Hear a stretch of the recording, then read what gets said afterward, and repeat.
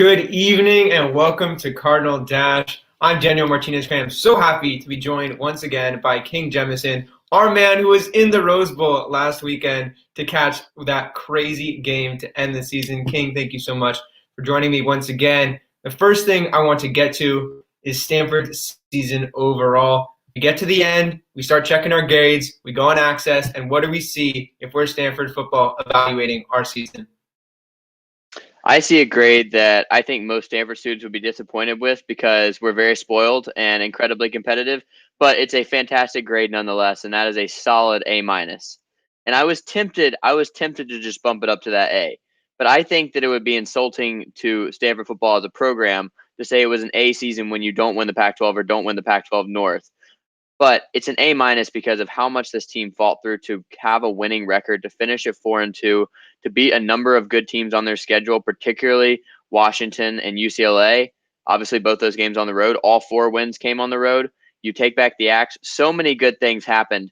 But you know what? I think that we need to set incredibly high standards. There's no grade inflation. Unlike in most Stanford classes, there is no grade inflation in the Dash Sports season grade. So the A minus is where I land. But, as far as a fan's perspective, I really couldn't be happier with the way that this season unfolded for the Cardinal. Absolutely, and I'm with you. And I was going to give that A minus, and then I thought back to a while back when I was a freshman and we were grading men's basketball, and I gave them a credit. I said they passed, but I think that's really, we have to give the Stanford team a satisfactory, right? They just did what was expected of them, and it's almost unfair to grade them on a letter grade scale when we're saying they were on the road for the last 3 weeks just living out of hotels. That's absurd. And it's a little bit of a cop-out, and I was going to give that A minus, but it's just so hard to evaluate this team objectively when we say, hey, they didn't have their starting quarterback in game 1 because of some flu.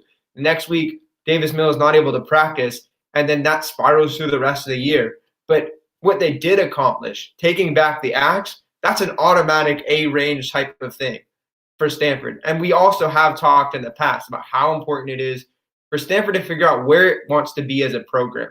They did some realigning. They've considered a lot of things, reinvested in football. But where is the actual ceiling for this team? Is it trying to compete for Rose Bowls and Pac-12 championships every year? Is it just trying to get by? Is it being a 500 team?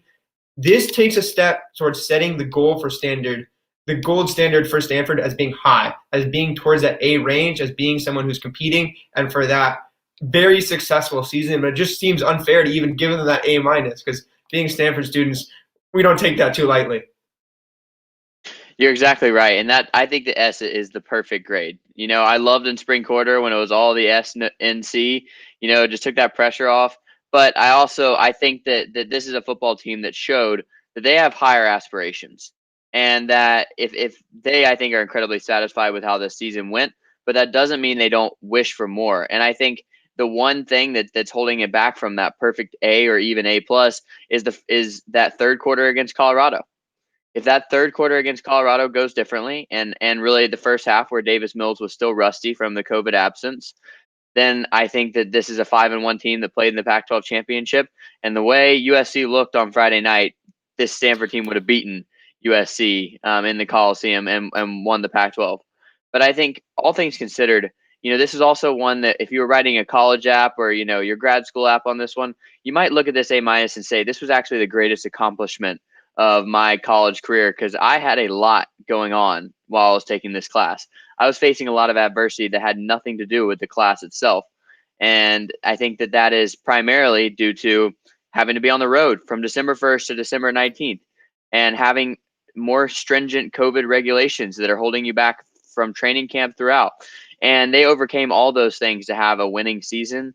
And so that's why I think this is one that they can all talk about in their interviews, even if the 4-2 season doesn't necessarily jump off the page. But think about it. If this was a 4-2 season on a regular schedule, yes, you have Notre Dame, which would probably be likely an L, but 4-2 in the Pac-12, you're definitely looking at least an 8-4 or 9-3 and pushing towards the potential, obviously, for a 10-2 season. I think if the number of games were on a normal 12-game slate, we would be looking at this as a very, very big accomplishment for the Cardinal. And we always talk about how much David Shaw's teams improve over the year. And we saw that this year with wins in the last 4. So given what we saw, easy to project that Stanford would have had a much better 12-game season, and they would have been really happy to have gotten that with this group, who they were very excited about. And it's upsetting as a fan to have only gotten to see this team for as many games, because there were things that were coming together for Stanford. And it's just, and you also talk about grading this team on sort of the improvement, right? You're also going to apply to a graduate school and you look at, hey, what did you do your freshman, sophomore? Okay, are you improving in these classes? Are you getting better? And after last year, this has to make this season look so much better, because so much went wrong in 2019 for Stanford to be able to come back and execute at a higher level in a lot of important scenarios. Example, 39% third down conversion rate last year, up to 48% this year. Not great, not fantastic, but you're making improvements.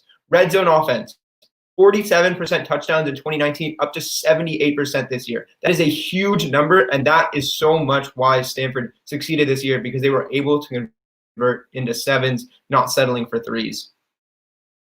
And that's what we talked about after the Oregon game, that Oregon game was there for the taking. And yes, Jet Toner missed 4 field goals, which would have made that final score look a lot better. But the real problem is that he kicked those 4 field goals to begin with. Because if you finish even a couple of those drives, it looks like a totally different game, and you put a lot more pressure on Oregon. Maybe you end up with a win, and that was with your backup quarterbacks playing. Shout out to Jet Toner, by the way. That man had a fantastic turnaround. I know there's a missed extra point against UCLA, but I believe he did not miss another field goal after the Oregon debacle, and so that shows a lot of mental toughness and why he's really been one of the better kickers in Stanford's history. But going back to the point of the season, I think that they improved in all the areas situationally that they needed to improve in. Third down defense was still a struggle, but I think we saw more success there in the later games. And mostly they just looked like a team that had an identity again. That was the biggest question. Stanford was stuck in limbo. They still wanted to run those jumbo packages and run the ball down your throat last year, but they couldn't really do it.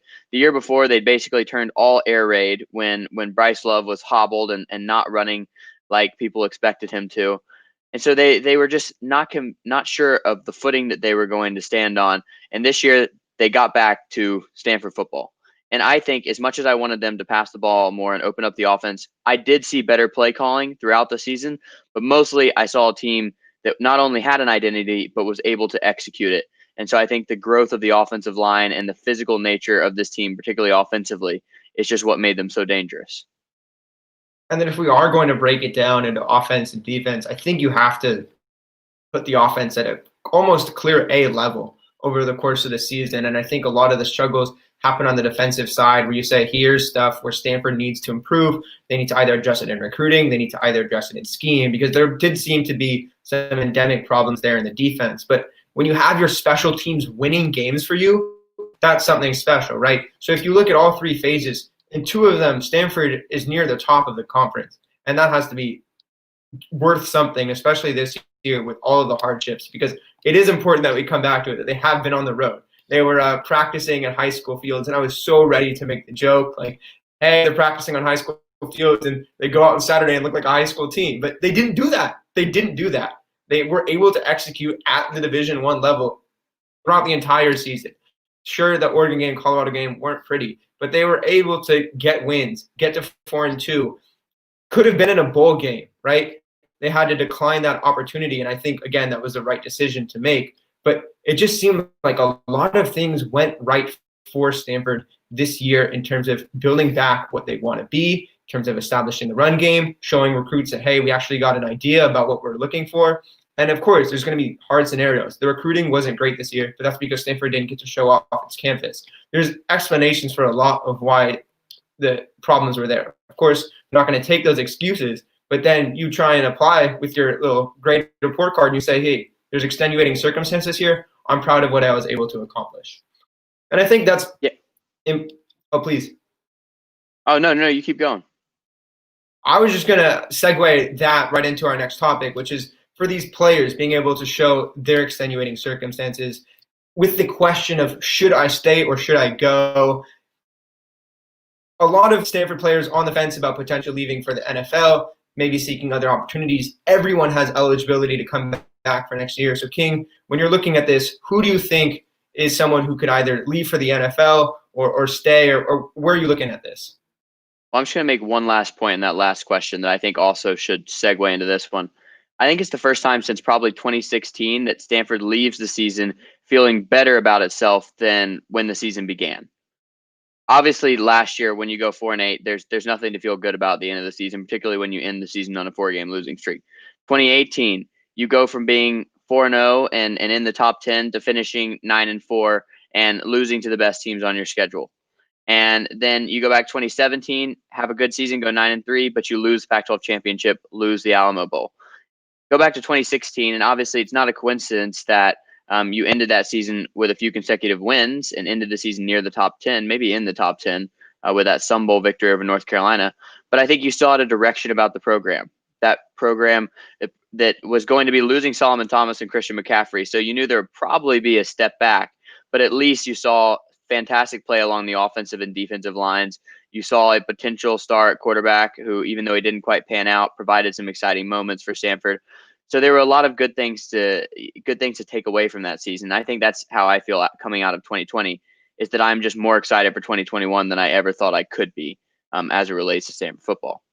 But going to this question, I think I'll turn it over to you, Daniel, but I think the most interesting one to talk about is Davis Mills, because obviously quarterback's position you want to talk about in the NFL draft.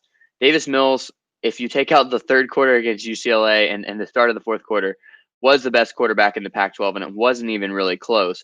But I'm not seeing him getting talked about a whole lot, which I don't know if that's because people don't think he's going to go out or if people still think he has more to prove to get drafted where he would want to go. You made a bunch of really important points there. And just the fact that Stanford is so excited about its next year, what its prospects are going to be, is a huge step towards convincing people to come back, right? It's not just, I'm going, this is better for me now, but it's, hey, we have a chance to do something really special. And I think Davis Mills is the key to that. And I'm going to absolutely rip into the Pac-12 here, because the fact that he's an honorable mention at quarterback makes absolutely no sense. Anybody who watched Davis Mills play this season could tell he's first or second in the entire conference. For him to be honorable mention is a joke to anyone who is watching those last few games, watching his entire product the entire season, because Davis Mills outplayed DTR in that game, outplayed Sam Neuer, and that was with all of the extenuating circumstances. Great quarterback, and I think that's why the decision is going to be so hard for him, because he could leave and get drafted very highly. Because he has that talent, he projects really well. There's a lot to like there. But then at the same time, he also has to make the decision about, hey, this team could be that special. He's played just 13 games, and you can look at it either way, right? There's not enough to go off of on one side, but he's performed pretty well in those 13 games. He's completing about 66% of his passes, 18 touchdowns to 8 interceptions. Of course, 3 of those came in the span of 7 passes against UCLA, which was just absurd. And he about 8 yards per passing attempt. So there's so much to like there, and I think that's why he's at the top.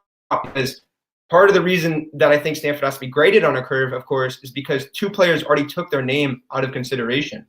Walker Little, Paulson Debo already said, hey, I'm leaving. So the rest of Stanford's not going to have 5, 6 guys drafted every class. Now you have to look at who would leave. It would be Davis Mills, and someone like Drew Dahlman, honestly, is someone that may have a decision to make just because he graded out so highly and probably raised his draft stock considerably.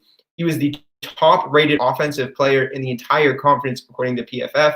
Davis Mills right behind him. And then one more name I'm going to throw out there that I'm sure you want to talk about as well is Simi Fehoko, top-rated wide receiver, most yards per game in the conference, and just looked like a beast through the end of the season. So making one side of the argument why each of those 3 guys should stay, because I think those are the 3 most interesting decisions. I would kind of be surprised, maybe throw Foster Sorrell in there as well, but outside of those 4, I would be kind of surprised if anybody declared early. But for Davis Mills, the reason why I think and I hope he stays is because he does have something to prove at the college level. And hopefully the Pac-12 snub is something that motivates him throughout the offseason. And that was clearly that the people voting on those awards were just box score hunting. They were just looking at who put up the best stats, and that was Keaton Slovis because of the offense he runs. He's in an air raid. They throw the ball 40, 50 times a game. Of course, he's going to have more yards and more touchdowns. They don't have a running game either. And then Colorado, Sam Nora was a great story, but he got in because he was the quarterback on the team that surprised everybody. And maybe by the end of the season, people felt like was the best team in the conference because of USC's, meltdown in the Pac-12 championship. And so they just ignored the player who clearly had the most consistent and best performance throughout the season. Maybe him missing a game hurt him. Maybe those 3 picks against UCLA hurt him. But the fact that he came back from those 3 picks to throw 3 touchdowns that completely changed the game and allowed Stanford to come back and win, I think that says more about who Davis Mills is as a competitor. And that's why I think there's a chance he comes back for the chance to be a starter for an entire 12-game regular season and to see what Stanford can do with him under center. Because we've seen flashes of absolute brilliance. This year we saw consistency in all of the starts. And I think if he puts that together into a really good full season, I think he's a first-round quarterback. I just think right now he might not have done enough to be a first-round quarterback. For Drew Dahlman, it's hard to tell because centers are just not a highly valued position in the NFL draft. They're not somebody that they're not likely to go in the first round. But I would have to imagine he's going to be among the top centers. So he's one, be pretty easy to see why he might want to leave. For Simi Fehoko, once again, like Davis Mills, there may be something left to prove at the college level. That we know we've seen him just put up a 230-yard, 16-catch performance. That's ridiculous. He dominated UCLA, and he's dominated other opponents in his Cardinal career. But he still really only burst onto the scene last year. And this year, had his quieter games. There were times when he was slowed down by opposing defenses. And so I think he might also think that if I come back for another year with Davis Mills at quarterback, we could do record-breaking things without even running a pass-happy offense. And then both of those guys might flirt with the first round. And it's just the whole wide receiver room altogether that gets us so excited. We were talking about in the preseason as the position group that can change the tide for the Stanford. They haven't had a wide receiver room this good in a very long time, if ever. And if you bring Simi Fehoko back, who looked like the best wide receiver in the conference for a lot of the season, and you pair him with Michael Wilson and Connor Weddington, both of whom didn't get to play out their full seasons due to injury, that's something special and a reason to come back. Because obviously you're not looking at these decisions as a package deal. But those 3 players are in it together. They could do some ridiculous things with Davis Mills next year. We liked what we saw. Michael Wilson got like 3.5 games, Weddington around 3. But they were able to put up numbers in all of those. And I think there's so much you could do with that entire group that would be honestly very special. And agree with all the points you made on the other 2 as well. Interesting to see if Houston Haimuli would be able to go out as a fullback if there is an interest in NFL teams. Obviously, Stanford, one of the few collegiate teams to still really go in on fullbacks. They just recruited 2, but Haimuli looked great, especially at the end of the season, really grew into that role and watched Stanford dominate in their power offense. That was something special. And then if I was going to pick a name from the defense, it's complicated. I don't think there's a clear one. Thomas Booker is probably not going to leave early, but was probably the top performer from that defense. Was first team All Pac-12 in special teams, second team in defense. But then a guy like Malik Antoine, who maybe not even an NFL, but someone who you wish would take the Tavita Pritchard path and being like 1 year, try out for a few NFL squads, and then transition into coaching. And that could be something really special where Pritchard started as a volunteer assistant with Stanford and then now is the Kevin Hogan quarterback coach and Andrew Luck director of offense. Something like that could be easily seen for a guy like Antoine whose knowledge of the game is just so deep. That's the crazy thing is that 5th years like Curtis Robinson and Malik Antoine do have the choice to come back. I think it's really hard, particularly with how Stanford works for grad students. You have to get into a program. You have to be continuing with the program. So I don't know where their academic situation is, whether they have another year available, what they want to do afterwards. But, that's what's just going to make rosters look so strange. And when we talked to RJ Abatia last week, it's part of the reason why Stanford kept a very small class is because they're anticipating people coming back. They're anticipating a larger than usual number of upperclassmen returning to the fold. But one last note of confidence on this. I think if we see, a couple, two or three of these offensive players we're talking about return for next year, I think Stanford's going to have a very special offense. Because you're going to have an offensive line that, regardless of whether Terrell and Dahlman both leave early, you still got some good young talent that's gotten experience. It's going to be a very good offensive line again. And you've got Austin Jones, who we haven't talked about on this because he's an underclassman, not going to go to the draft, but he led the Pac-12 with 9 touchdowns this season and showed some reliability that Stanford has not had in the backfield since Bryce Love in 2017, particularly just that he stayed healthy. And then, of course, we just talked about the wide receiver core and Davis Mills. If all of that returns, Stanford is going to have an extremely efficient offense. They're not going to put up gaudy numbers because that's not the system they run, but they're going to be able to put up points on everybody, and they're going to have a lot of performances like they did against Washington where, yeah, they didn't score 55 points, but they scored on almost every single one of their drives, and they bled so much clock that there was nothing Washington could do about it. And that's exactly what Stanford wants to do, and the argument for staying. But season's over.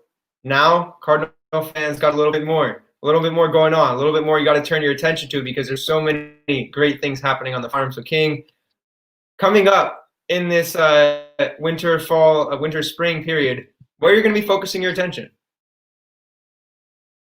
So many places. It's just getting started. We've had to have all our attention on football for this and other reasons, and there really hasn't been much going on. But Daniel, I'm going to let you speak to the number 1 ranked women's basketball team in the country in a little bit. But I think that there's more for Cardinal fans to get excited about. Just off the top of my head, the 2 that I will be paying the most attention to, men's basketball and women's volleyball. Men's basketball, as you probably know, is already back in action. They're 5-2, and they're 1-0 in the Pac-12, and that one was a big one. To beat Arizona after 20 straight losses, a streak dating back to 2009, that was, as cathartic as anything that happened in Stanford sports. And it was crazy that game happened literally at the same time as the thriller in the Rose Bowl. It was unfair for Stanford fans to have that and women's basketball and the football game all at once. But that was a big win and showed that this team has a lot of resilience. They're one of the top defenses in the country. They got Zaire Williams, who is certainly going to be right there for a top 10 pick, like almost for sure a top 10 pick in the NBA draft next June. And you got Oscar Da Silva, who, he may not be getting the same amount of hype as Zaire Williams, but he's going to be up for Pac-12 Player of the Year if he keeps playing like he does. So they're about to hit the home stretch, or not the home stretch, but the big stretch with conference play coming up. And I think we're going to find out a lot about this team when they start to play the USC, the UCLAs, the Arizona States of the world. We'll see if this is a team that I think they're going to make the tournament almost no matter what. They just are that consistent and that talented. But we're going to see if they're going to push maybe towards that 5 or 6 line. Is this going to be a top 25 team, or are they just going to kind of sneak in like they would have last year? And then for women's volleyball, they're going to be reporting fairly soon. We hope that there is going to be a fairly normal season, though there's no schedule yet. But they're the 2-time defending national champions, 3 times out of 4. It's going to be a new roster. But I'm incredibly excited to see them compete on the court this year. And it's just so exciting to be so excited about all of the sports going on at Stanford. And this women's basketball team, if you haven't tuned in yet, here's your notice. Tara Vanderveer is the GOAT. That's already been established. We all know that. But this team is playing fantastic basketball. It's not like Tara Vanderveer in her 36th season at Stanford is just limping across, accumulating wins. Now, these are dominating wins against good teams. Stanford just beat a number 10 UCLA team. I wouldn't say handily because the offense really struggled, but the defense was absolutely suffocating. And Stanford just showing that it can win in so many different ways. Fran Believe is does 2 dunks in the last 4 games. You haven't seen that in women's college basketball since 2013 with Brittany Griner. So there's so much to like here. And, of course, Haley Jones looking like a reincarnation of Magic Johnson. It's just so much special going on in that team. And you're just very, very exciting. And then with the Soccers, those should be starting up. I believe the date was February 3rd, but I don't know if that's been changed. But a lot to like with their women's soccer, obviously going to look to repeat. Naomi Girma was named, I believe, yesterday as the U.S. Youth National Team Player of the Year. Katarina Macario is something special. Please tune in because she's going to be playing on the women's national team stage in no time. And the one other thing that I'm going to be looking at around Stanford is those 11 sports that were cut. What happens there? Because I think there's a little bit of momentum in certain sports towards getting something reestablished. At least I know wrestling is doing a lot where they're trying to get funds together. They're trying to get public sentiment on their side. And I think broadly in the Stanford community, it is on their side because people care about these sports. They care about the well-rounded education. They don't want to see it happen in such a blunt way where student athletes who are given a promise towards 4 years of their sport are having it taken away. So I think that fight is going to continue for the rest of this year and going to be something absolutely we need to follow. Yeah, and it's just going to be so interesting to see what happens to those athletes. We are also seeing quite a few wrestlers transfer. Some of the best wrestlers in the program have entered the transfer portal, and you can't blame them one bit because even if the season does happen, it's going to be the final one at Stanford, supposedly.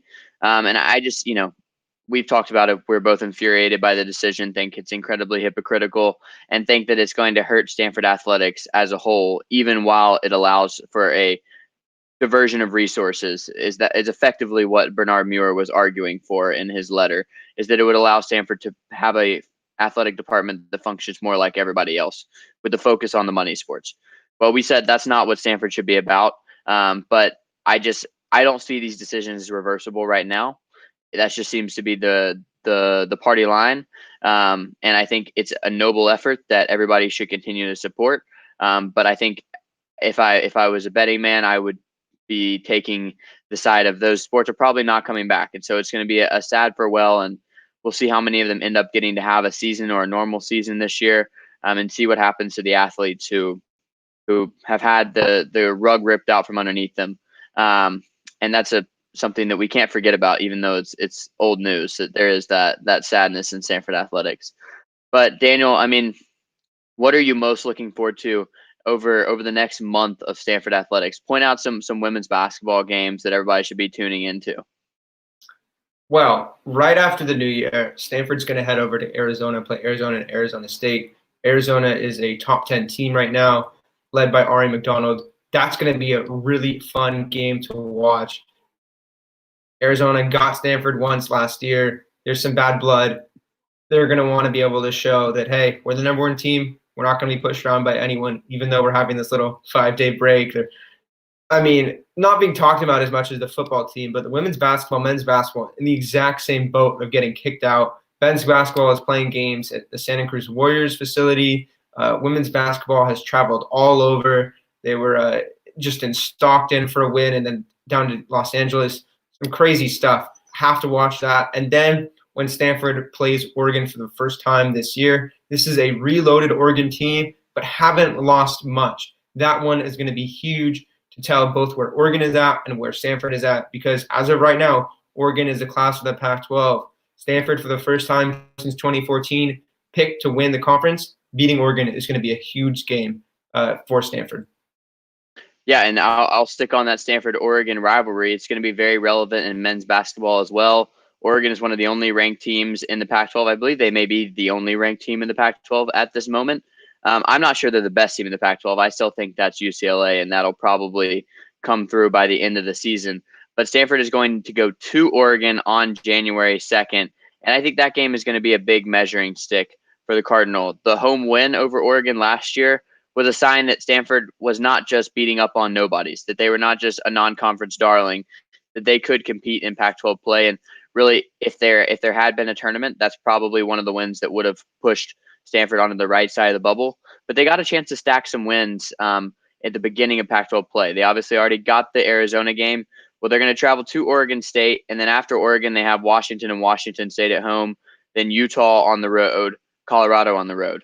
Those are fairly winnable games. I'd say Colorado's tough, and we've seen Washington State have a good start to the season, but Washington's pretty terrible. Oregon State's pretty terrible. And so there's a chance that Stanford has a really nice conference record heading into the USC and UCLA homestand on Thursday, January 21st and Saturday, January 23rd. So those are matchups to look out for. And as I was touting Stanford women's volleyball before, their season supposedly going to start around Friday, January 22nd. We'll see where they're going to be, who they're going to be playing. It's an all Pac-12 schedule, and the Pac-12 is a very good league in volleyball. So going to be another exciting season for everybody on the farm. And it'll be fun now that we can divert our attention to many different places. It's going to be so much fun to have that all going on at Dash Sports. And Just want to address the chat real quick. Can't agree more with Megan putting King over both Mills and Garbers. That was absolutely the right lineup. And then Luke, 6-game teams playing in the Natty. I don't know. I think we'll find out pretty quickly that Ohio State doesn't belong. But that's all for Cardinal Dash this time. Please catch all of our content on Sports Pac-12 at Sports Pac-12 and sportspac12.com. Get all of our action on Dashsports at dashsports.tv and at dashsportstv on Facebook, Instagram, TikTok, Twitter. Subscribe on YouTube. We love you. Please talk to us. For King Jemison, I'm Daniel Martinez-Krams. Happy holidays and wishing you the best.